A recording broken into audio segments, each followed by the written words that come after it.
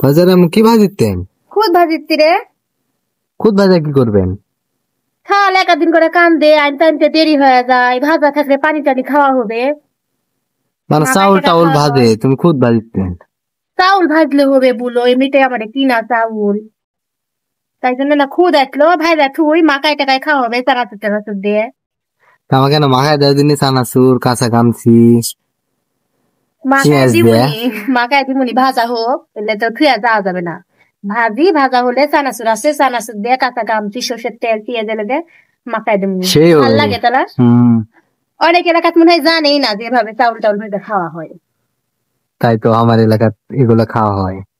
ভালো কার কার লাগে এলাকাত বলো। খাওয়া হয় কমেন্টে জানাবেন। আর কে কে খান, তাই না? আর যারা খায় এমনি কোনোদিন এভাবে চাউল ভাজা খায় দেখবেন কেমন আমার স্বাদ মেয়ে লাগে। খাচ্ছে দেখেন।